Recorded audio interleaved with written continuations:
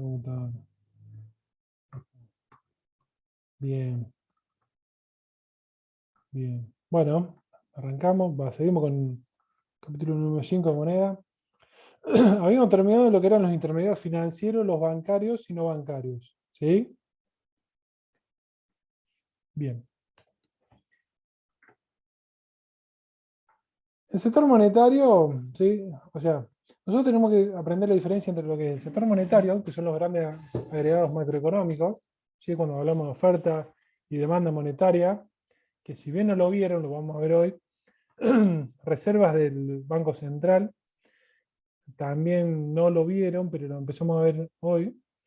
Y por otro lado, diferenciar lo que es el sector financiero, que tiene que ver con lo que es el conjunto de instrumentos, perdón, conjunto de instrumentos que interactúan entre los ahorristas y los inversores. El mercado del dinero, como cualquier mercado, está compuesto por distintos oferentes y demandantes, ¿sí? Que de la interacción, ¿sí?, entre ellos me va a determinar lo que es un precio de equilibrio de ese dinero. Los oferentes son aquellos que, teniendo excedentes, optan por transferirlo a demandantes o bien intermediarios para que obtener algún lucro, alguna ganancia por eso. El demandante es aquel que tiene que realizar alguna inversión y que no cuenta con los fondos hoy, entonces acude a los oferentes o bien a los intermediarios financieros para hacerse de ese recurso monetario, así poder llevar a cabo su inversión, su proyecto. De esa interacción surge lo que es el precio de equilibrio. El precio, ¿qué se imaginan ustedes que sería? ¿Cuál sería el precio en el mercado del dinero? ¿Cuál es el precio de obtener dinero hoy? O no hay precio. Yo hoy necesito, no sé, 1.000.000 de pesos para hacer una inversión, hacer un galpón y no lo tengo. ¿Cuál es el precio de obtener hoy ese 1.000.000 de pesos? Tiene que trabajarlo. ¿Cómo? Tiene que trabajar para devolverlo. Para mí, no sé si el precio o el costo en este caso. Porque si mi plata prestada, pues en algún momento la voy a devolver. Bien, ¿y cuál sería el precio de ese dinero que te van a prestar? 1.000.000. Los intereses después. Más intereses. Capital más intereses. El capital, no, el capital no es el precio, ¿no? El capital es lo que vos después terminás devolviendo periódicamente, depende de lo que vos pactés. Eso lo vamos a ver en economía de empresa, vamos a ver en los distintos sistemas de devolución de préstamos. Pero el precio en sí, o sea, lo que yo pago de más por no tener el dinero hoy y tener que hacer la inversión es el interés, ¿sí? Puede ser muy alto, muy bajo o término medio, de acuerdo a lo que yo consiga, y también en cuanto a la calificación que yo tenga, ¿no? O sea, no se olviden que, a ver, en cuanto a la parte impositiva, acá hay una realidad que es, cuanto vos más factureo, cuanto más factures en blanco, cuanto más en blanco estén tus operaciones, más fácil va a ser tu acceso al crédito, ¿sí? Porque ¿qué pasa? El banco, para darte un crédito a una empresa, a un desarrollador de software, a un emprendimiento, lo que sea, se guía por las operaciones que tenés en blanco. ¿De qué te sirve decir, mira, yo facturo 1.000.000 de pesos por día, pero el 20% es en blanco y el resto de todo así nomás? El banco te va a decir, mirá, vos me decís esto, pero yo voy a los números y no. Lo único que tengo es 200.000 pesos facturados por día, o sea, no más que eso. Por eso depende mucho. Hay algunos que viven de la asistencia del banco, o del intermediario financiero, y otros que directamente ni operan con el banco y se autofinancian, se buscan las distintas formas de autofinanciarse para llevar a cabo su proyecto y hacerlo cada vez más grande. Pero el precio del dinero, puntualmente, es el interés que voy a pagar por obtener ese dinero, que es el precio que yo pago por usar el dinero de un tercero. La demanda monetaria es la parte del dinero que los agentes económicos de las empresas, las personas, el sector público, desean mantener en efectivo, ¿sí? Mantener en efectivo es son los distintos billetes, monedas, o bien derivados, ¿sí? Inversiones en bancos o depósitos bancarios, los cuales son fácilmente convertibles en dinero, ¿sí? Cuando hablamos de liquidez, la liquidez tiene que ver con la facilidad que tiene para ser transformado en efectivo, ¿sí? Caso práctico, yo tengo tres tipos de depósitos: plazo fijo, cuenta corriente y caja de ahorro. ¿Cuál de los tres ustedes piensan que es más fácil convertirlo en efectivo, en dinero, en billetes? Caja de ahorro, ¿Por qué la caja de ahorro? porque tiene una disponibilidad, digamos, inmediata. Y a comparación de plazo fijo, no, obviamente el plazo fijo tenés que esperar el vencimiento del plazo. ¿Y por qué no una cuenta corriente?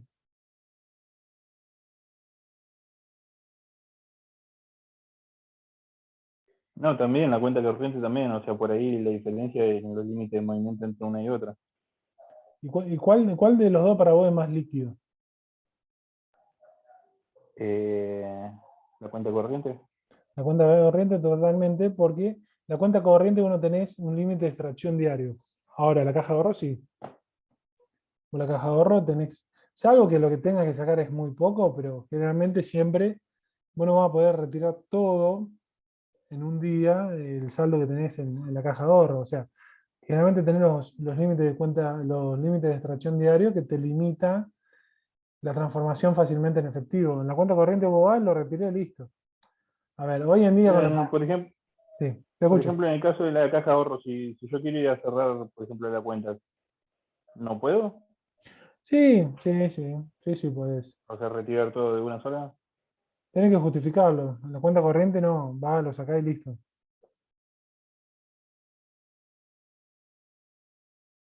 O sea, en el sentido, digamos, vos por el cajero automático podés retirar los dos. Generalmente en la cuenta corriente no tenés límite de extracción. En la caja de ahorro sí. Hay muchos que canalizan los retiros de la caja de ahorro a través del cajero automático.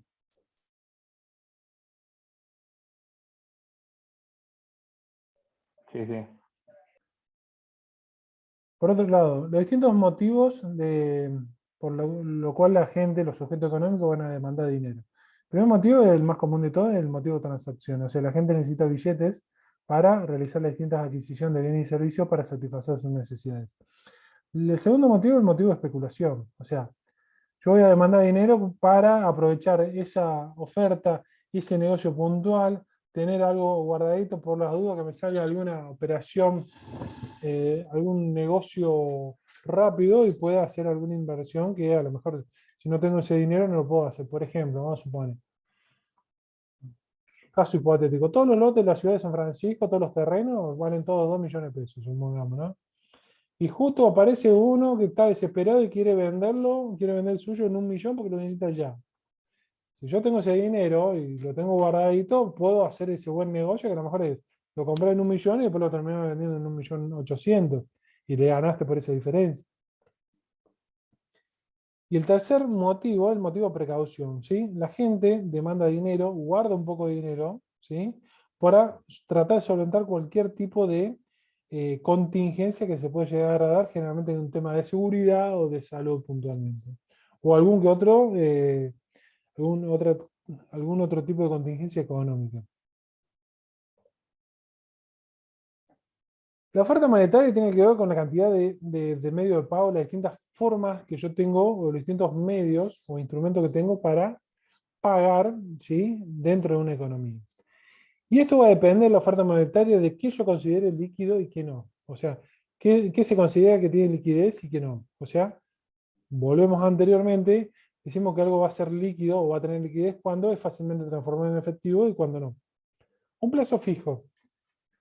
¿Ustedes piensan que es líquido o no? No. ¿Por qué no? Y porque tenés que esperar cierta cantidad de días para poder tenerlo.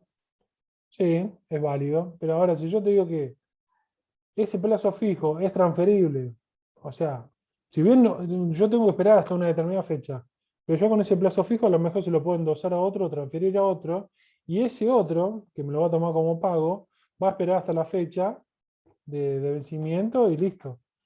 En ese caso se podría considerar como liquidez. O sea, yo lo puedo usar como medio de pago, ¿sí?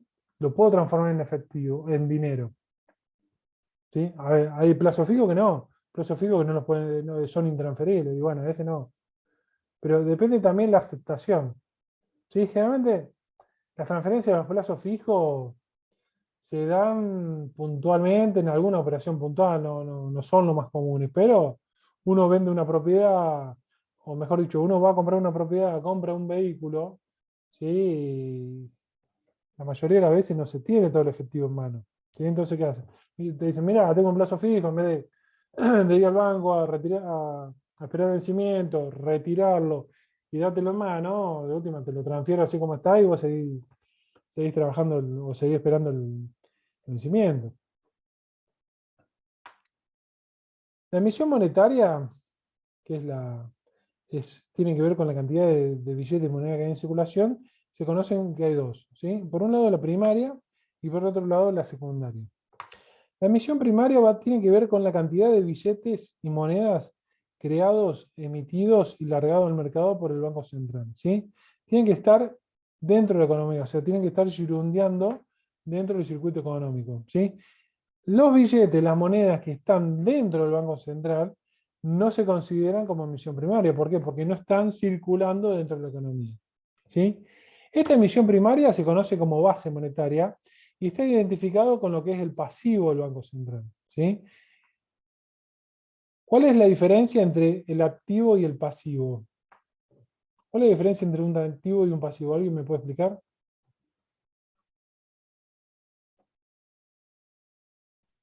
Un activo es lo que tenés a tu favor y los pasivos son obligaciones que tenés que pagar o cubrir. Exactamente. El pasivo son las deudas, las obligaciones que vos tenés que afrontar.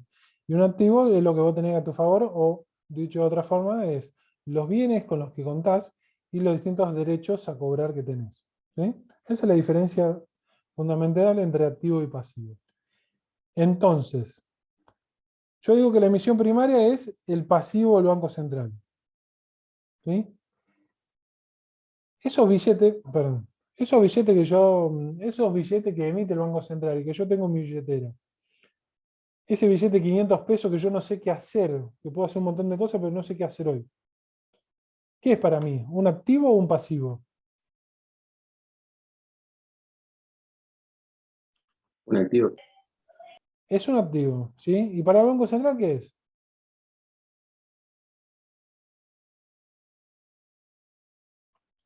Un pasivo tendría que ser puesto en circulación, fuera del Banco Central. Claro, está fuera del Banco Central, entonces es un pasivo, es una deuda que tiene el Banco Central con cada uno de los que tenemos su dinero. Y para ello, el Banco Central cada vez que pone dinero en circulación, tiene que tener su respaldo, o sea, tiene que tener su activo, tiene que estar balanceado, activo y pasivo. Entonces, si nosotros acá vemos lo que es el activo y el pasivo del Banco Central, dentro del pasivo vamos a ver lo que es la totalidad de billetes y monedas que hay en circulación, digamos, en poder del público, y a su vez lo que son las reservas bancarias, ¿sí? Las reservas bancarias son disposiciones del Banco Central o bien de los directivos de cada banco en particular, en los cuales le dicen que de cada peso que reciben vía depósito los ahorristas, un determinado porcentaje, que van a ser las reservas, se deben mantener dentro del banco. El resto, la diferencia, el banco lo puede prestar, ¿sí? Todo este pasivo, el Banco Central tiene que tener un justificativo, tiene que tener un respaldo, porque si no, no tendría sentido que el banco siga emitiendo billetes, siga poniendo billetes y moneda en circulación cuando no tiene un respaldo, o sea, no tiene algo que lo avale. Si no, ¿quién tendría confianza en una moneda en la cual no tiene un respaldo, no tiene una... Independientemente de las Bitcoin, las criptomonedas, todo eso, ¿sí? Pero, en este caso puntual, el Banco Central de cada país tiene que tener su respaldo para poder meter dinero en circulación. Dentro del activo, o sea, los derechos y las obligaciones que tiene el Banco Central, tenemos las reservas internacionales que tienen que ver con las dotaciones de oro que tiene el Banco Central, las dotaciones de moneda extranjera que tiene en su poder, los distintos créditos otorgados, o sea que el Banco Central otorga al sector público, y los créditos que el banco otorga al sistema financiero, o generalmente son los bancos, ¿sí? Estos créditos, si bien no son bienes tangibles, son derecho a cobrar una suma de dinero por un lado, el sector público y por otro lado al sector financiero. Entonces, cuando vemos esta foto, lo que es el pasivo es la base monetaria, ¿ve? O sea, es donde o a quién le está debiendo o con quién tiene obligaciones el Banco Central. Y por otro lado te dice de dónde, ¿sí? De dónde surge o de dónde o cómo se creó ese dinero que está en circulación, ¿sí? Porque ustedes no se olviden, y ya lo vamos a ver más adelante, que cada vez que yo aumento acá el pasivo, va a ser, o tiene que ser correlacionado con un aumento acá del activo. O sea, si yo aumento el efectivo en circulación, tiene que estar incrementado o por las reservas internacionales, o por los créditos del sector público, o por los créditos del sector financiero, o bien combinado por los tres. O sea, esto acá son las fuentes de creación de dinero. O sea, cómo yo hago, o cuál es el respaldo que yo tengo para todo esto que está circulando. La misión primaria es el efectivo que hay en circulación, en poder del público, y a su vez las reservas bancarias, que es el dinero que está depositado en los bancos que no se puede prestar. Esas reservas bancarias pueden ser, o mejor dicho, va a ser el encaje legal, que es el dinero, que es el porcentaje por cada depósito que reciben los bancos, que el mismo Banco Central obliga a tenerlo dentro del banco y no prestarlo. ¿Sí? Una disposición que te dice, bueno, tanto por ciento se queda dentro del banco, el resto lo puede prestar. ¿Sí? Vamos a suponer, por cada peso que recibe el banco en vía de depósito, supóngase que el encaje legal es del 15%. Entonces, 15 centavos se mantienen dentro del banco y el resto, o sea, 85 centavos, se puede prestar a los demandantes. A su vez, puede ser que sí o puede ser que no, depende el criterio del directivo del directorio del banco en particular. Se puede crear o no un encaje técnico, que es adicional al encaje legal y que estaría por encima. O sea, un encaje técnico se crea o no, dependiendo del criterio de los directivos, y va a ser un porcentaje adicional al encaje legal. ¿Sí? Si tenemos un 15% de encaje legal, a lo mejor los directivos pueden determinar que a ese 15 le tenemos que agregar un 5 más como encaje técnico. Entonces, por cada peso que se reciba, 15 centavos se queda como encaje legal, 5 centavos se queda como encaje técnico, y los 80 centavos restantes se prestan a los demandantes para generar dinero. Ese dinero que yo presto como banco es lo que se conoce como emisión secundaria, ¿sí? Que va a derivar del crédito bancario. O sea, pensémoslo de esta forma. Cuanto más dinero va a prestar el banco, mayor va a ser el crédito bancario, o sea, y mayor va a ser la emisión secundaria. O sea, siempre una cosa fundamental acá es que esté balanceado lo que son los plazos de los depósitos que recibe el ahorrista y los plazos de los créditos que otorga a los demandantes. ¿Sí? La emisión monetaria, la emisión secundaria va a estar dado por el efectivo en circulación más los distintos depósitos que tengo en los distintos bancos. ¿Sí? El banco o los bancos son intermediarios financieros que reciben fondos de personas o empresas o el Estado y los prestan a otras personas, empresas o el Estado. ¿Sí? De la diferencia de tasas va a surgir la ganancia del banco. ¿Sí? Por ejemplo, los objetivos del banco son liquidez, o sea, que tenga una capacidad de convertir fácilmente los depósitos en dinero líquido. ¿Sí? O sea, que todo el dinero que reciba sea fácilmente convertible, que tenga el sustento, tenga el respaldo, o sea, que esté balanceado el plazo de los depósitos que realizan los ahorristas en el banco con el plazo de los préstamos que otorgó.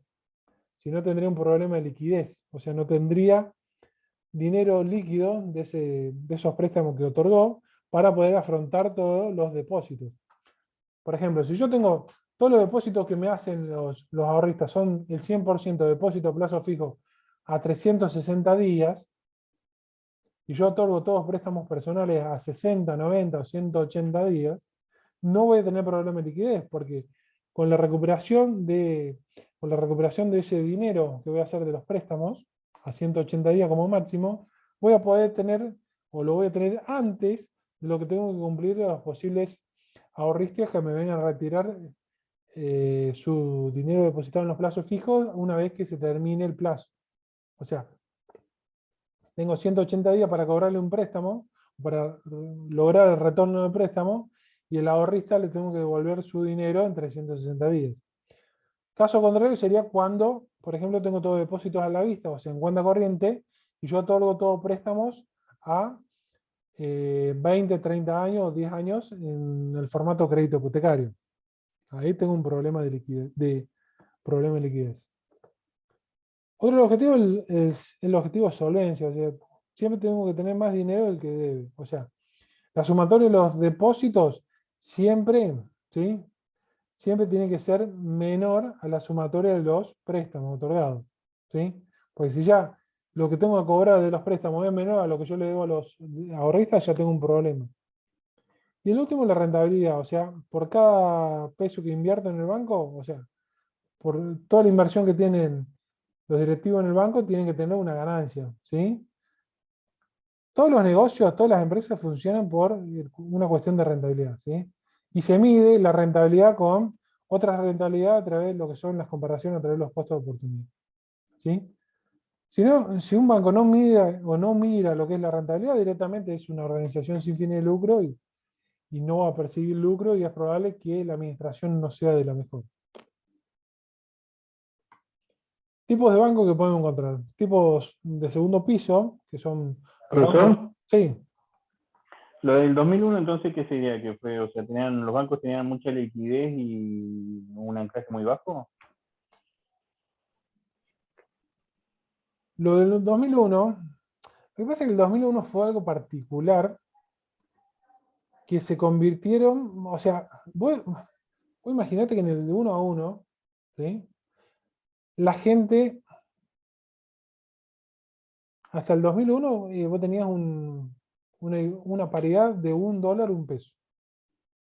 ¿Sí? Vos, si tuvimos un poquito de eso en ese momento, vos decís, $1, Sí, $1. sí, me acuerdo bien eso, o sea, Entonces vos decís, bueno, estaba ahí. claro, vos decís, este mes quiero hacer un depósito de plazo fijo de 150.000 pesos. Ponele que te da, a los 30 días te dan 152.000 pesos. Bien, perfecto. Ahora vos recibiste esos 152.000 pesos y ahí en ese momento dijiste, no, mira, ¿sabes qué? Lo que voy a hacer ahora, lo voy a convertir en un plazo fijo a 30 días, pero en dólares. ¿Qué pasó? Cuando todos empezaron a ver que se venía todo el quilombo, digamos, cuando ya veían que el sistema de convertibilidad no se podía sostener, todos hicieron, no, si tengo depósito en pesos lo paso a dólares, es lo más lógico. A ver, todavía no había restricciones, vos todavía podías ver y tenías la posibilidad, y si era medianamente bicho, decía, che, esto se viene complicado, 1 a 1, un peso, un dólar, si tengo 1.000.000 de pesos lo paso a dólar de una.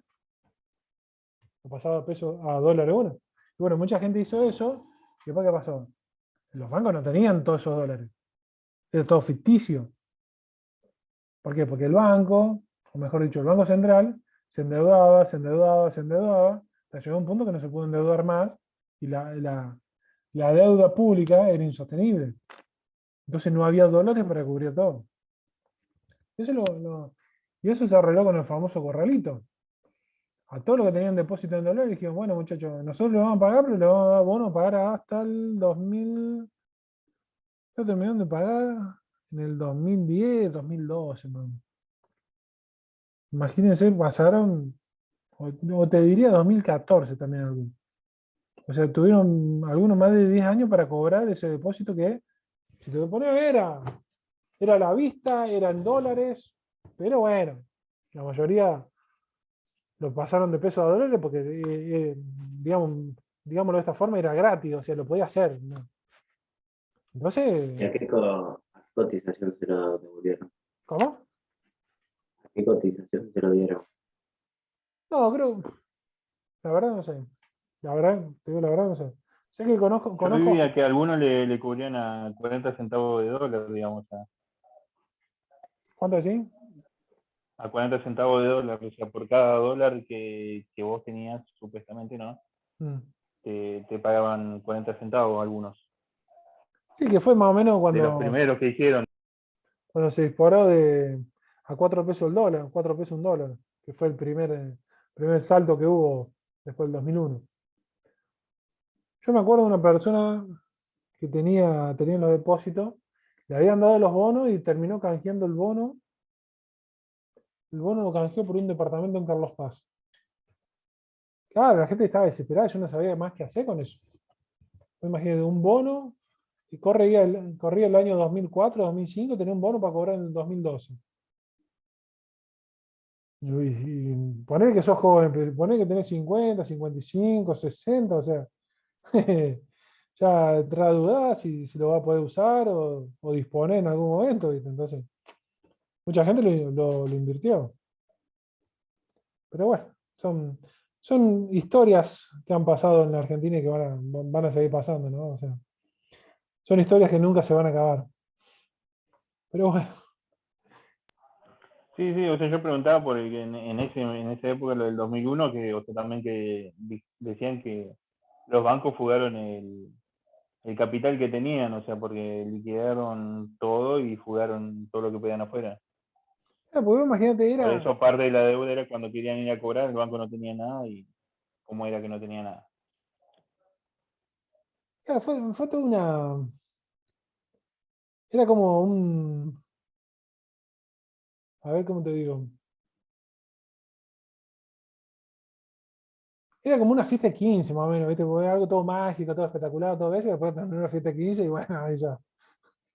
Ya cuando quería ir a ver el gasto de la fiesta de 15 ya era abismal, ¿no? O sea, pero bueno, Sí, sí. Lo que pasa es que en Argentina muchas veces los sistemas los sistemas no perduran, qué sé yo, le falta, a algunos le faltan confianza, a algunos no. Convengamos que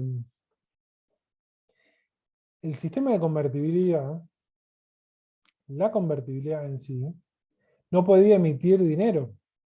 ¿Sí? Nosotros cuando vimos sector público, decíamos que el Estado pues, se podía financiar puntualmente, aparte, olvidémonos del libramiento de impago, se podía financiar por crédito y se podía financiar por emisión monetaria. La condición del 1 a 1 era que no se podía emitir dinero. Entonces no te queda otra que endeudarte y vender todas las empresas que fueran defectuosas o negativas. ¿Sí? Pero bueno. Los bancos. Tenemos los bancos de segundo piso, que son aquellos que prestan a otros bancos. Bancos comerciales, que son los que generalmente se ven en las distintas localidades, que interactúan o realizan operaciones con empresas, con personas humanas o el Estado. Bancos mayoristas que prestan grandes sumas a grandes empresas. Los bancos hipotecarios que se dedican a una línea de operaciones puntuales que son la adquisición, construcción y refacción de viviendas. A su vez, los bancos los podemos clasificar como bancos oficiales, que son aquellos que por lo menos el 51% o más de la titularidad del Estado. Los bancos cooperativos, que funcionan como cooperativa. ¿Alguien se anima a explicar cómo funciona una cooperativa? ¿Alguien sabe?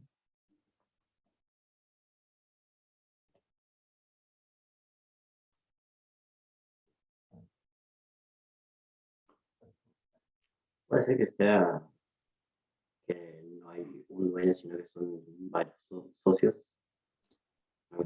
Perfecto, no hay un dueño. ¿Qué más? Somos todos socios. La ganancia se distribuye entre los socios. La ganancia se distribuye entre los socios. O sea, no tenés dueño, somos todos socios, ¿sí? Y la ganancia se reparte entre los distintos asociados se reparte entre los socios para mejorar su utilidad. ¿Sí? ¿Conocen ¿Conocen algún banco cooperativo? El Credit Cop, puede ser. El Banco Credit Coop es un banco cooperativo, sí, sí. ¿Conocen Cooperativa Horizonte? Independientemente no es un banco, ¿no? Pero Cooperativa Horizonte, ¿la conocen? ¿Escucharon hablar? Sí. Sí, los que hacen casas. Bueno, Claro, exactamente. ¿Sí? Ahí en teoría son todos socios. Digamos, todos los que son afiliados son todos socios. Sancor, la empresa láctea, es una cooperativa o funcionaba como cooperativa. No funciona. No, crédito. Sí, sí. ¿Cuál fue el problema de Sancor?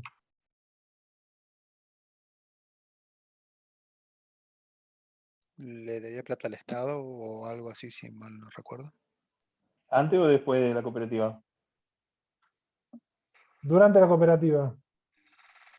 ¿No fue que le hicieron una exportación a, creo que de leche en polvo, no sé qué cosa, a Venezuela y yogures, y nunca pagaron? Sí, pero, a ver, a Sancor la venían apoyando hace años, ¿no? Eso fue un riesgo comercial que podemos asumir cualquiera al momento de llevar a cabo un emprendimiento. Sancor, por lo menos a lo mejor me equivoco, ¿no? Pero mi opinión es que al ser una cooperativa, al no haber dueño, cada socio quería sacar, aprovechar cada vez más su quintita. Entonces uno decía, che, yo soy socio de Sancor, entonces quiero poner a mi hijo a laburar en tal lado. Y otro, y yo también, y así. Entonces, al no haber un dueño, ¿sí? Al no haber un dueño, la mayoría hacía lo que quería, básicamente. Los sueldos, yo escuchaba en su momento cuando se destapó la olla, cuando el gobierno anterior no le quiso solventar más, había personas directivos que cobraban fortuna y, y malversaban los fondos, o sea, se movían como si fueran CEO de una empresa multinacional, y no sé, se movían en avión privado, esas cosas, y a veces eso pasa cuando no tenés un dueño, que el dueño impone los lineamientos. Manfred también es una cooperativa, pero al ser más chica, estar más controlada y al tener, digamos, estar dentro de un, digamos que las decisiones las toma un órgano de gobierno que está dentro de Freire, es más controlado, pero Sancor estaba en todo el país. Bancos, después también tenemos los bancos nacionales privados. Son bancos de capitales nacionales, pero que la titularidad es del sector privado.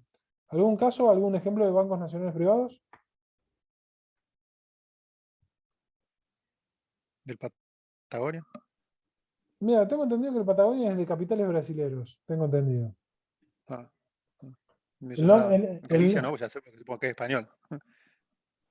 ¿El macro? el macro sí, y creo que falleció el dueño hace muy poco, Jorge Brito. ¿Sí? Claro, en un accidente de helicóptero. Sí, pero el Patagonia siempre ese nombre presta muchísimo a la confusión. Y tengo entendido que no sé si gran parte de la titularidad del Galicia es es de la tarjeta naranja. No, me parece que es al revés. O sea, el Al Banco de revés. Galicia compró tarjeta naranja. Ah, al revés, sí. Banco de Galicia compró tarjeta naranja. Pero sí, puede ser, me parece que Galicia es extranjero. Y después, bueno, tenemos los bancos privados, pero de capitales extranjeros. Y bueno, ahí tenés la mayoría de otros casos. Dentro de los nacionales privados, me acuerdo, todavía está en Córdoba, el Banco Julio, Sociedad Anónima, no sé si alguno lo escuchó nombrar. No, no. Y por Bancos, ejemplo, ahí en extranjeros, ¿cómo opera, por ejemplo, lo que era el Citibank? el Citibank, ¿cómo opera en qué sentido? ¿Ese era que sería un banco de segundo piso, digamos, que le presta a otros bancos? El que le presta a todo banco es un banco de segundo piso, interactúa con los otros bancos que están en plaza. Sí, sí. Porque, o sea, no tenía, digamos, operaciones al público el Citibank, que es un banco yankee, digamos, y que Sí, creo que en el 2014, 2015 vendió y se fue. pero interactúa con las grandes empresas, me parece, ¿no? Me parece que interactúa con grandes empresas, ahí ya sería un banco mayorista. A mí no Está me bien. quedó claro la diferencia entre un banco nacional privado y, por ejemplo, un banco nación. ¿Banco nación es un banco privado o No, es público, el Banco Nacional es público. público? Bien. ¿Y la diferencia entre un nacional privado y un nacional público? Ponele, ¿qué sería? ¿Cómo mueve los fondos? ¿Dónde saca la plata uno y dónde saca la plata el otro? Banco Nacional Privado, por ejemplo, Banco Macro, le va mal y le va mal hasta que se consume toda la reserva, todo el resultado acumulado y va a la quiebra. De su plata. Claro, de su plata. No, Ok. no lo va a solventar nadie. Ahora, un banco oficial, por ejemplo, el Banco Nación, al Banco Nación le da pérdida, le da pérdida, le da pérdida, y entre todos nosotros, con nuestros impuestos, vamos a solventar ese resultado negativo del Banco Nación. Como pasa con, Ah, con Aerolínea Argentina. O sea, se apunta a algo más, a una actividad, no se busca tanto la rentabilidad, la utilidad, sino se busca más otro tipo de relación social, o sea, llegar a más gente, a hacer, prestar más actividad. Esa es la finalidad de las empresas públicas. Independientemente de eso, tienen que ser, para mí, tienen que dar resultados positivos. O sea, si una parte privada lo puede hacer, una pública también. ¿Sí? Por ejemplo, el Banco Nación. El Banco Nación tiene que dar ganancias. Y si no, entra a ver, che, ¿por qué, qué sé yo? ¿Por qué los empleados de los otros bancos se van a las 5 o 6 de la tarde y por qué los de la Nación se van a las 2 o 3 de la tarde? ¿Sí? ¿Por qué tener un montón de gente o tener algunos que están trabajando en el Banco Nación y están sin hacer nada la mayoría del tiempo? Entonces tenés que empezarte a preguntar esas cosas. No sé, me parece. En un banco público como el Nación, como el Córdoba, esas cosas a veces pasan. Pero también depende la cabeza, el jefe de la... No solo del- en los bancos, digamos, en la mayoría de las entidades públicas. Sí, mira, yo no me quiero ir de boca con todo lo que me tocó vivir en el Banco Nación hoy, pero bueno, todo lo que tuve que reclamar por un depósito que nunca entraba, pero bueno.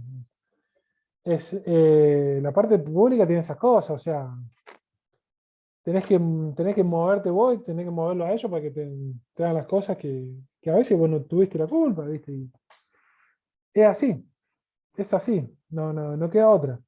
Pero bueno, digamos, a la generalidad de la gente le sirve, porque, o sea, el único que, la mayoría que presta los beneficios sociales lo presta el Banco Nación. A las empresas los mejores créditos lo está otorgando el Banco Nación. ¿Sí?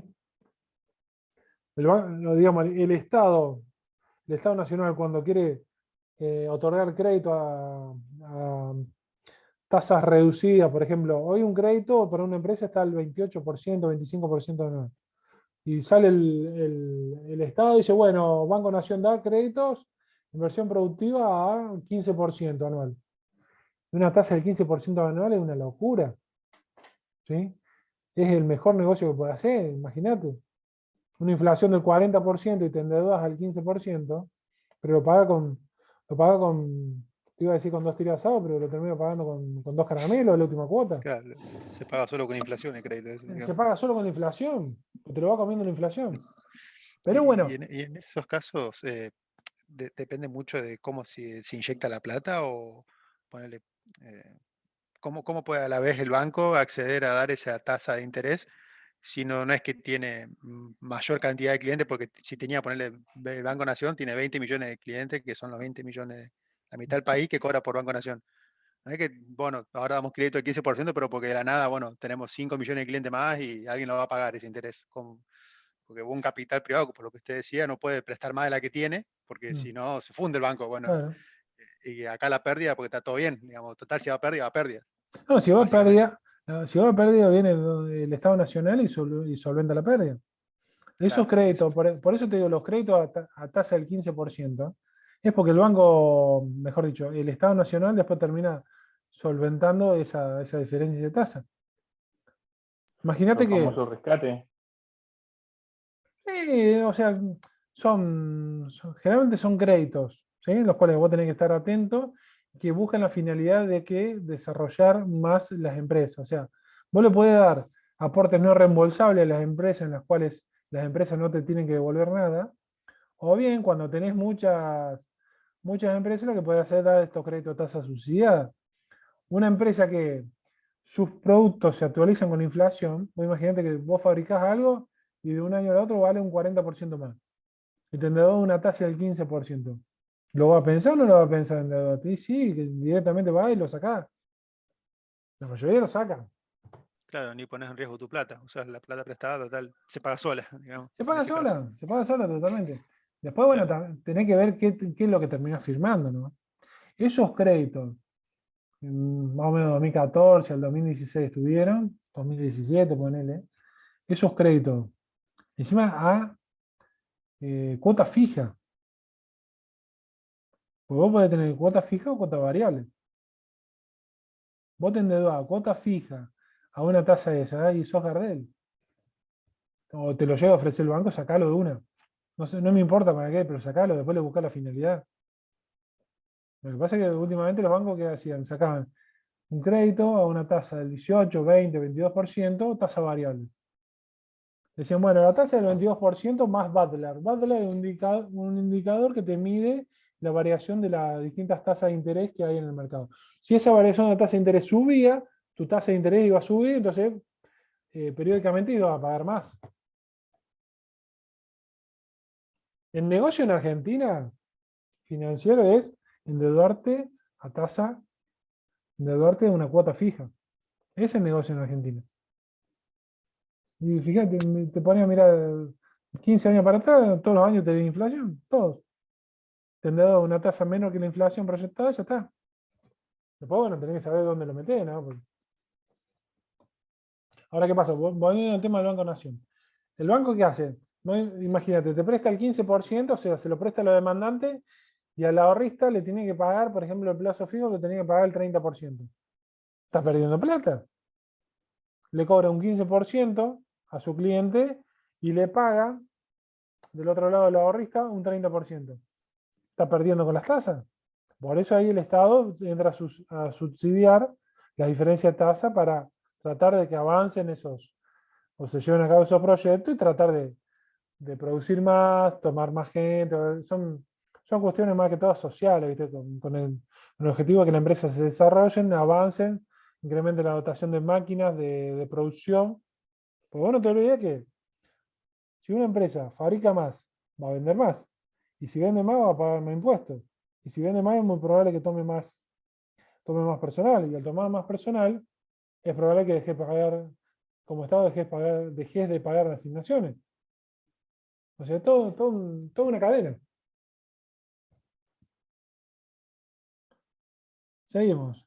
Bueno, las distintas operaciones que se pueden hacer con un banco son los depósitos, plazo fijo, caja de ahorro, cuenta corriente, las distintas transacciones, o sea, transferencias, hacer transferencias, recibir transferencias, realizar pagos de impuestos y servicios, los distintos préstamos que puedo tener, crédito hipotecario, prendario, personales, de inversión productiva para las empresas. ¿Escucharon alguna vez hablar de los préstamos leasing? No. Leasing, yo lo de los aviones nomás escuché. Y bueno, los autos en Estados Unidos.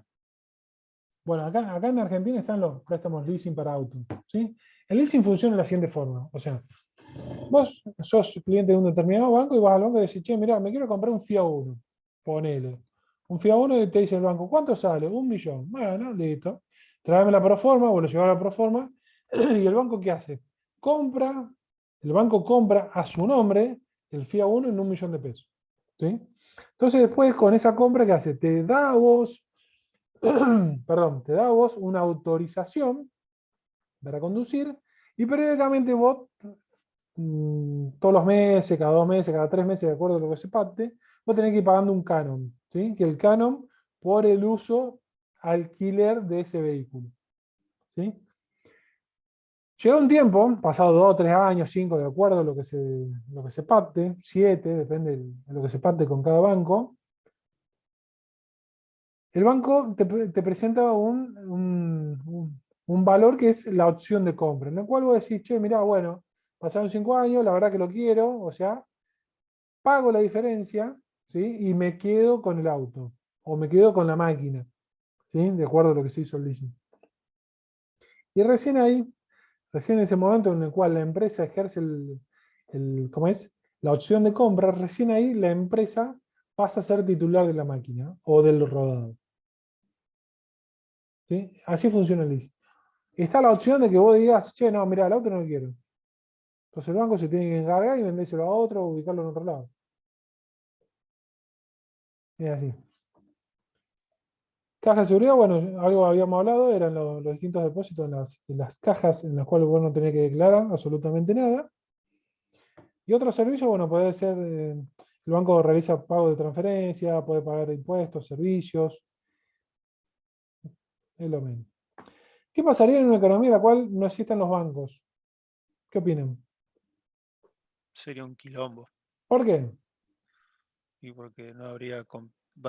Ya por sí los bancos compiten vendiendo, en este caso, dólares para formar un mercado. Y si cada uno. Ellos tienen una regulación, obviamente, pero yo digo, yo tengo 100 dólares, lo vendo a 1000 pesos. Yo tengo 100 dólares, lo vendo a 50. Yo tengo 100 dólares, bueno, no hay regulación, no hay nada, ¿no? El que tiene plata se la guarda, el que quiere compra, el que no quiere no vende. Para mí sería un quilombo, sinceramente. No Viendo habría los. financiamiento tampoco para Claro, también. particulares y empresas, o sea, Sí, sería más complicado. Porque volvemos al tema del trueque, o sea, sería encontrar la persona que quiere prestar justo lo que yo necesito, el monto exacto que yo justo necesito adquirir y que lleguemos a un precio considerable y bueno para los dos. ¿Sí? Por lo mejor los dos decimos, consigo uno que quiere prestar 1.000.000 y yo tengo 1.000.000 que necesito adquirir 1.000.000. Bien, perfecto. Pero él quiere cobrar el 40% de anual y yo quiero pagar el 20% de anual. Entonces ahí creo que ya. habían sacado hace poco, no sé si 1 o 2 años, creo una aplicación que te permitía hacer eso, digamos. Eso. Créditos entre particulares. Pero no sé si está funcionando acá en Argentina, pero sí en Estados Unidos y creo que algunos países de Europa. Créditos entre particulares. Pero bueno. Sí, pero acá nada. Eso dejarlo para países europeos. Me parece que acá en Argentina se va a prestar para otra cosa. Me parece, ¿no? Me parece que va a ser más riesgoso del Sí, Venezuela. sí, igual también acá para prestarlo y por ahí cobrarlo es más complicado también. Es como la selva argentina a veces. Pero bueno. ¿Qué pasaría si los bancos no prestaran el dinero que reciben vía depósito de terceros? Y no podrían pagar intereses a sus depositantes, digamos. No podrían pagar intereses a sus depositantes. O sea, irían a pérdida. Perderían plata. Entonces, epa, la emisión primaria, que es los distintos billetes y monedas que hay en circulación, es la base monetaria o bien el pasivo del Banco Central. La emisión secundaria es la oferta monetaria, que son los distintos medios de pago que tenemos habilitados en una economía. ¿Sí? Esta oferta monetaria va a depender de la cantidad de medios de pagos que dispone una economía y va a depender de qué yo considere como líquido o que tenga liquidez y qué no. ¿Sí? Ejemplo, si yo considero solamente el efectivo como algo líquido, voy a tener una oferta monetaria como M0. Ahora, puedo decir, no, mira, el efectivo más la cuenta corriente o los depósitos en cuenta corriente también lo puedo considerar como liquidez. Entonces voy a tener ahora una oferta monetaria un poco más grande que va a ser M1. Bien, después podemos decir, no, mira, también agreguemos la caja de ahorro que si bien tiene sus restricciones, pero se puede utilizar como un medio de pago. Bueno, nuestra oferta monetaria sería M2. O podemos agregar, por ejemplo, los plazos fijos también. Entonces ahí tendríamos una oferta monetaria como M3. Depende de lo que consideremos líquido o no, se va a determinar lo que es la oferta monetaria. ¿Sí? Y si nosotros tenemos en el eje horizontal la cantidad de dinero emitido, o mejor dicho, la cantidad de base monetaria de la economía, ¿sí? Y en el eje vertical tenemos R, que sería el precio, que sería la tasa de interés del dinero, podemos encontrar la curva de la oferta monetaria de esta forma. Fíjense, es una curva vertical. ¿Por qué? Fíjense, a esta tasa de interés, la cantidad de dinero que hay en circulación es esta. A esta tasa de interés, la cantidad de dinero en circulación que hay es esta. Y a esta tasa de interés es la misma. O sea, esto te quiere decir que la cantidad de dinero que hay en circulación no tiene nada que ver o no está influenciada por el precio, o mejor dicho, la tasa de interés. ¿Por qué? Porque es una disposición del Banco Central de que tiene que haber tanto dinero en circulación en esa época determinada. El mercado monetario decimos que depende de la interacción entre la oferta y la demanda monetaria. O sea, de esa interacción me va a determinar lo que es una tasa de interés. La oferta monetaria recién decíamos que tiene una curva vertical. Ahora, la demanda de dinero, ¿sí? Fíjense que es una curva inversa. Fíjense que comparando en el eje horizontal la cantidad de dinero, en el eje vertical la tasa de interés o el precio, fíjense que a medida que va bajando la tasa de interés, ¿sí? Va bajando la tasa de interés, fíjense cómo la cantidad de dinero que hay en circulación pasa a ser mayor. Ahora, empieza a subir la tasa de interés, la cantidad de dinero que hay en circulación empieza a disminuir. ¿Sí? Sube uno, baja el otro, baja uno y sube el otro. ¿Sí? De esta interacción se va a dar lo que es la tasa de interés. ¿Sí? Bien. El interés es el precio, como decíamos hace un tiempo, el precio que debo pagar por usar el dinero de terceros. ¿Sí? Puede ser nominal o real. El nominal no tiene en cuenta el efecto inflacionario. El real ya lo tiene descontado el efecto inflacionario. El multiplicador del dinero, ¿sí? Es la cantidad de veces que debo multiplicar la base monetaria, ¿sí? El pasivo del Banco Central o bien la emisión primaria, para obtener la oferta monetaria, o mejor dicho, la emisión secundaria, que es el dinero que está circulando más los depósitos bancarios. La fórmula del multiplicador es la relación entre cuánto tengo en efectivo y cuánto tengo depositado en los bancos. Más 1 dividido la misma relación entre el efectivo circulando entre el público y dividido el depósito, la cantidad de dinero depositado, más R, que es el valor nominal de reservas, o sea, cuánto tengo de reservas bancarias en los bancos, dividido la cantidad de dinero que tengo depositado. O sea, toda esta parte básicamente es el porcentaje de reservas que tengo en el sistema bancario. Entonces, multiplicador de dinero. Vamos a poner algunos números sencillos, así lo vemos. Por ejemplo, efectivo, vamos a decir que tenemos 200 pesos. Depósito, supongamos que tenemos 200. Y de reservas, tenemos 40 pesos. ¿Sí? Esto es un ejemplo sencillo. Vamos a ver, en base a este modelo, esta ecuación, qué pasa o cómo influye en la oferta monetaria cuando yo modifico alguna de las variables. ¿Sí? Por ejemplo, la base monetaria,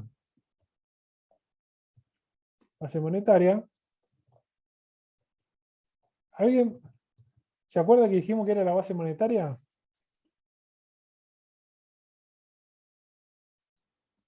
¿Recuerdan que dijimos que era la base monetaria?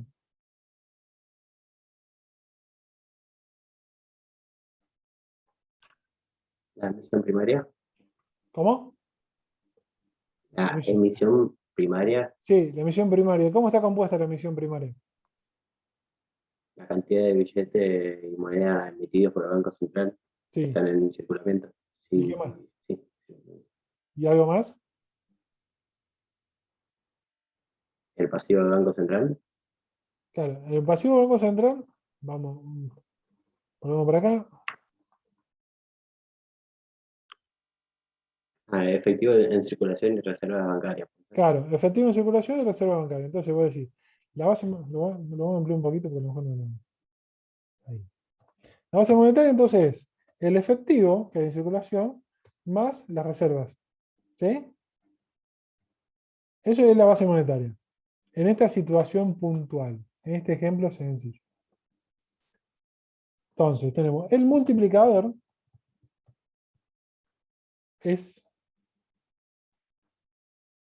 tenemos en el numerador tenemos el cociente entre el efectivo dividido los depósitos más 1.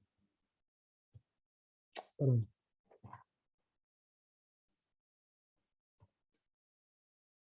Más 1. Y en el denominador tenemos efectivo dividido depósito más reservas dividido depósito. Eso es el multiplicador. ¿Sí? Bien, ¿lo hacemos con este ejemplo? Vamos a hacer. En el numerador tenemos el efectivo, tenemos 200. Dividido los depósitos, 200, más 1, 2. Y después tenemos, en el denominador tenemos efectivo, dividido 200, dividido 200, depósito, más las reservas, dividido el total de depósitos. 1,2. Entonces, bueno, acá. El multiplicador me da un valor de 1,6666. ¿Sí? Es el multiplicador. Vamos a la definición.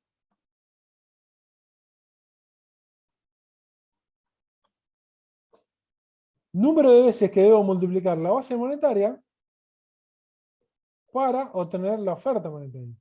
¿Sí? El número de veces que tengo que multiplicar la base monetaria, 240, para obtener la oferta monetaria. O sea, la oferta monetaria va a ser la base monetaria por el multiplicador. Eso me da 400 pesos. ¿Cómo se compone? Vamos a meter la flechita.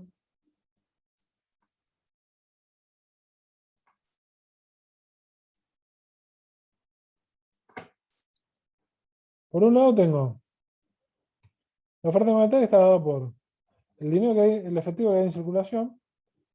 Y por otro lado tengo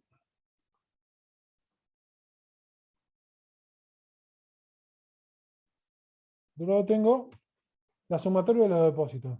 ¿Sí? Sumo los dos, tengo 400 pesos. ¿Estamos hasta acá?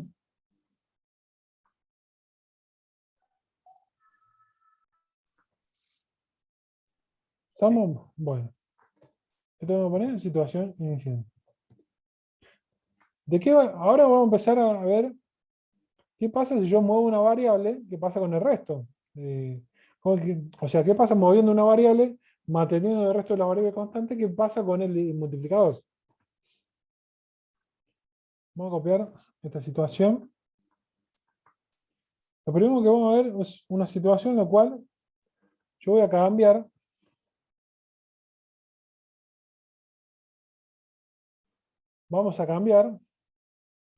la relación entre el efectivo que hay en circulación y el dinero que hay depositado. ¿Sí? Vamos a suponer que yo de estos 200 voy a dejar solamente 150 y en depósito los 50 que saco del efectivo lo mando a depósito. ¿Sí? Entonces, fíjense, mi base monetaria ahora va a ser 150 más 40, 190. ¿Sí? El multiplicador, fíjense que ahora pasó de, cuando teníamos 1.6666 a un valor de 2,10. ¿Sí? Si yo multiplico esto por la base monetaria, me va a dar la oferta monetaria. ¿Sí? Fíjense que la oferta monetaria sigue siendo 400. ¿Sí? Se cambia la composición, pero sigue siendo 400. ¿Qué le quiero decir con esto? ¿Sí? Para que el multiplicador se incremente, o mejor dicho, a una determinada base monetaria para incrementar el multiplicador y a su vez incrementar la oferta monetaria, si yo destino más dinero, o sea, saco dinero del efectivo en circulación y lo mando a depósito, a dinero depositado, fíjense cómo el multiplicador se incrementa. ¿Por qué se da este incremento? Porque la oferta monetaria es el dinero creado a través del sistema bancario. O sea, si yo le doy más dinero, o sea, pongo más dinero en el sistema bancario, es obvio que se va a crear mayor dinero a través de la oferta monetaria o a través del sistema bancario. ¿Estamos hasta acá? Eso podría ser lo que pasó con las LELIQs y las LEVAC. las LELIQ y las LEVACA. Claro. A ver, las LELIQ y las LEVACA. Hizo que un plazo fijo, vos hagas un plazo fijo con una tasa del 65% anual. Vos te vas a poner a invertir, a comprar máquinas, o sea, hacer un montón de inversiones, teniendo un costo de oportunidad del 65% anual. Imposible. Todo lo que hicieron, todo lo que se ahorraba lo metían en plazo fijo. Te dan un 65% anual. No había, no sé si había algún mercado que te diera un 65% anual. Algún producto. Una locura. Pero ¿qué pasa? Del otro lado tenías los demandantes que tenían que pagar una tasa de interés, obviamente iba a ser mayor al 65% anual. Entonces, fíjate cómo, si bien algunos se beneficiaron, otros lo liquidó. Vamos con otra situación, partiendo siempre de la inicial. Mantengo la relación efectivo-depósito. ¿Sí? Pero ahora digo, che, no, la reserva en vez del 40 la voy a bajar al 20. ¿Sí?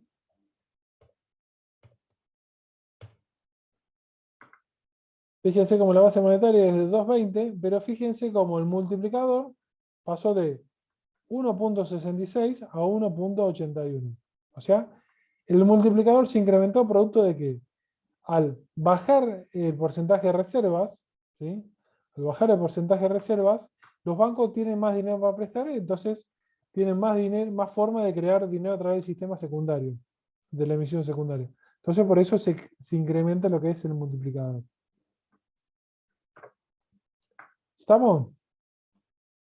Seguimos. Sí, sí.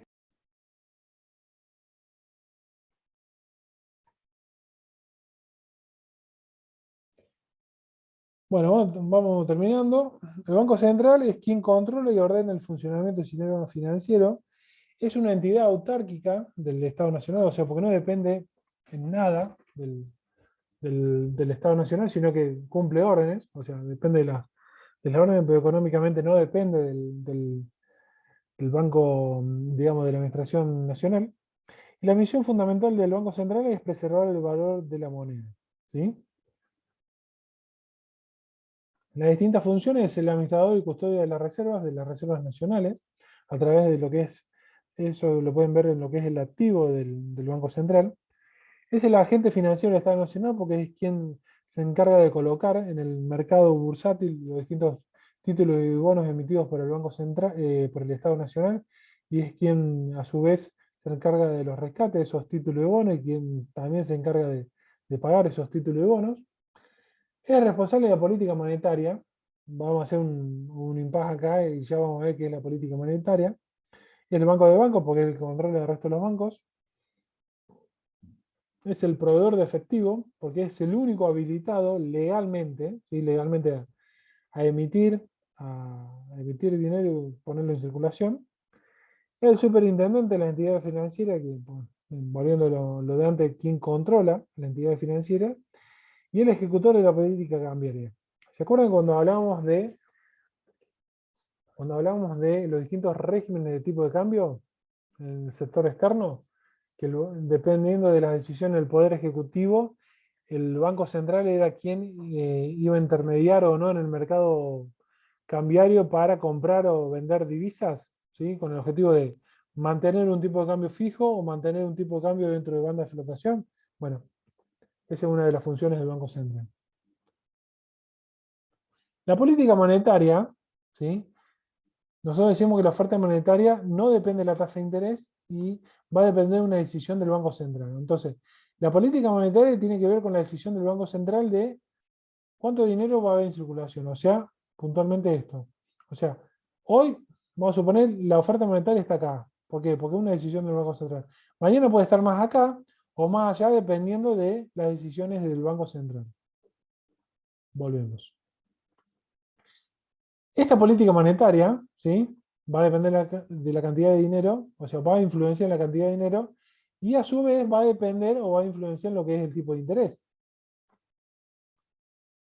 Los objetivos del Banco Central es lograr la estabilidad monetaria, ¿sí? Que haya la cantidad de dinero necesaria para la economía para que no haya un desbarajuste entre la cantidad de dinero que hay en circulación y la cantidad de bienes y servicios que hay circulando. Y por otro lado, que haya una estabilidad bancaria, o sea que ningún banco tenga ningún problema de liquidez, de solvencia, y que, bueno, se puede llevar adelante con tranquilidad lo que es la política monetaria. Esta política monetaria puede ser expansiva o restrictiva, dependiendo si de un periodo a otro se expande, o sea, se traslada hacia la derecha, la curva de oferta va a ser expansiva. Si se traslada hacia la izquierda, va a ser restrictiva. ¿Sí? Entonces, una política expansiva sería trasladar hacia la derecha la oferta monetaria. ¿Qué va a hacer? Va a hacer que va a haber más dinero en circulación, pero la tasa de interés, ¿sí? Fíjense de este punto, si yo traslado acá, me va a dar, por ejemplo, una tasa de interés acá. O sea, la tasa de interés se va a disminuir.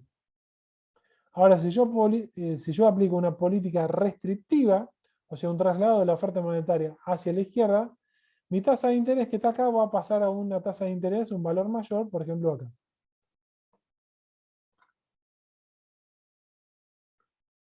Cuando dice de política restrictiva, ¿se refiere a un cepo?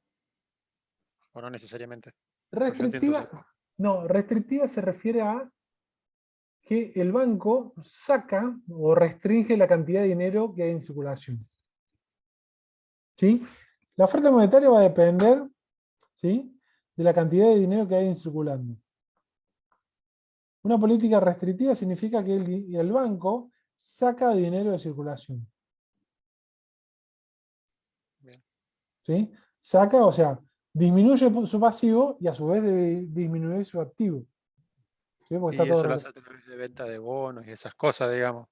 Eso ya es el último tema que vemos hoy, que Ah, ok. son los distintos instrumentos que tiene para llevar adelante la política monetaria. ¿Sí? Que habíamos quedado acá. Bueno, una vez definida la política monetaria, o sea, que defina la cantidad de dinero que va a haber en circulación, tiene los distintos instrumentos. ¿Sí? Que el primer instrumento, que son las operaciones de mercado abierto, que es, como decía recién el compañero, es la compra-venta de bonos, de títulos. ¿Sí? Puede ser expansiva o restrictiva. Volvamos a el activo y pasivo del Banco Central. Acá. ¿Sí? Vamos a suponer, usted imagínense ahora cómo funcionaría una política restrictiva del Banco Central. O sea, significa que el Banco Central disminuye, ¿sí?, disminuye el efectivo que hay en circulación y a su vez debe disminuir el activo que hay en el Banco Central. O sea, vamos a suponer que el banco acá tiene títulos y bonos emitidos, o sea, acá, títulos y bonos emitidos del Banco del Estado Nacional. ¿Sí? Esos títulos que tienen, que ingresaron acá al activo, ingresaron, pero a cambio tuvo que incrementarse el efectivo. A ver, miremoslo del lado del Estado. ¿El Estado qué hace? Emite bonos para hacerse de efectivo, hacerse de dinero, ¿sí?, para financiarse. Del otro lado, vamos a suponer que el Banco Central se lo compró. El Banco Central le compró todos los títulos. El Banco Central, ¿qué hace? Incrementa su activo, ¿sí?, producto de créditos al sector público, pero a su vez incrementa su pasivo, porque al sector público, ¿qué le da? Le da efectivo para que se financie o para que pueda desarrollar sus actividades. ¿Sí? Una política restrictiva sería que el Banco Central sale o intercambia esos créditos, esos títulos, con el banco, perdón, con la Administración Nacional, y la Administración Nacional le tiene que dar el efectivo. Entonces fíjense cómo. Se disminuye los créditos al sector público producto que se entregan al Estado Nacional sus títulos emitidos, y a su vez el pasivo también disminuye. ¿Por qué? Porque el Estado Nacional, cuando recibe los títulos que le devuelve el Banco Central, le devuelve al Banco Central lo que es el efectivo. Entonces, disminuimos esto, disminuimos lo otro. ¿Está claro? Más o menos. Sí, sí. Sí, sí. Bien. Otro de los instrumentos de política monetaria es la tendencia de divisas, ¿sí?, que tiene que ver con la compra-venta de divisas por parte del Banco Central. Bueno, esto es un poco más fácil, ¿sí? Las divisas están situadas acá en el activo, reservas internacionales. O sea, El Estado Nacional compra divisas, se incrementa esto, pero compra divisas y a cambio ¿qué tiene que dar? Tiene que dar efectivo. ¿Sí? Entonces, incrementa las divisas, incrementa el efectivo. O sea, aumenta el activo y el pasivo. Siempre está, esto siempre va a estar balanceando. Ahora, sale a vender divisas, disminuye el activo y va a recibir a cambio efectivo. ¿Sí? A ver, puede recibir otras cosas, o sea, puede salir a vender divisas y recibir algún crédito, o sea, se financiaría con un incremento y reducción del activo. ¿Sí? Pero cuando hablamos de política monetaria tiene que ver con la cantidad de dinero que hay en circulación, o sea, esto acá, el pasivo. Entonces, sale a vender divisas, o sea, se disminuye el activo, pero también se disminuye el pasivo porque recibe por esas divisas efectivo. Otro de los instrumentos es las operaciones de redescuento o operaciones de pase. Los redescuentos tienen que ver con una operación que se puede hacer con los bancos, que es las operaciones de descuento. ¿Sí? Puntualmente cuando yo tengo obligaciones a cobrar, puntualmente lo que son los cheques de pago diferido. Cheques de pago diferido son los cheques que tienen una fecha a cobrar posterior a la fecha de hoy. ¿Sí? Yo, para cobrar ese cheque, ¿qué tengo que hacer? Tengo que esperar hasta la fecha que dice el cheque, ¿sí? Para presentarme al banco para que el banco me pague. ¿Qué pasa si me presento antes? El banco no me va a pagar. ¿Por qué? Porque la fecha de pago es posterior a la fecha en la cual yo me estoy presentando a cobrar ese cheque. ¿Qué opción tengo para cobrar o hacerme efectivo con ese cheque?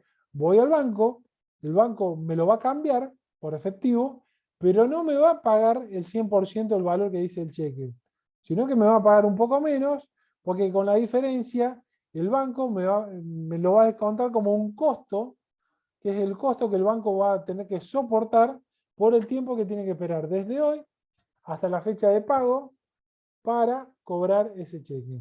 ¿Sí? La operación de redescuento es entre un banco y el Banco Central. O sea, el banco ya hizo esa operación con las empresas o con las familias o con las personas humanas.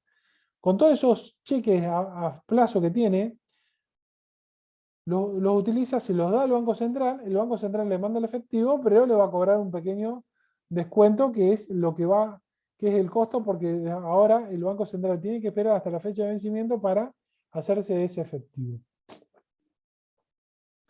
Las operaciones de pase son similares, nada más que el Banco Central le adelanta el efectivo, el banco en particular le envía títulos de propiedad de algún inmueble o de robados o algún bien en particular, pero el banco se compromete a comprarlo en el futuro. O sea, lo que le transfiere el banco al Banco Central, en el futuro el banco se lo tiene que volver a comprar. ¿Sí? Son dos operaciones puntuales para cubrir un problema de liquidez puntual que tiene el banco hoy. ¿Sí? Y los otros instrumentos que tiene la política monetaria es los encajes legales, o sea, son los porcentajes, que es el porcentaje determinado por el Banco Central de cuánto tiene que tener invertido y el resto lo podría prestar. Aumenta el porcentaje de encajes, ¿sí? Aumenta el porcentaje de encajes, va a disminuir la política monetaria. O sea, esto tiene que ver con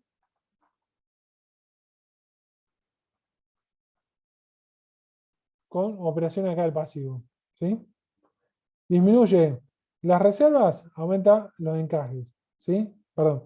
Disminuyen las reservas, va a aumentar. Disminuyen las reservas, va a aumentar la cantidad de dinero que van a prestar. ¿Sí? Bueno, gente, ¿alguna duda con esto? No, por lo menos. No, por el momento no. Bueno, yo por mi parte ya dejaría. Acá terminamos ya con lo que es terminamos con lo que es el capítulo número 5. Mañana tendremos que ver la inflación. Y ya quedaremos listos ustedes quedarían listos para rendir el primer parcial el día 27 de abril. Si no hay dudas, yo voy terminando la reunión. Salvo que alguno quiera decir algo, consultar algo. No, Yo no, nomás está quiero bien. consultar, sí, bueno, me están odiando todos.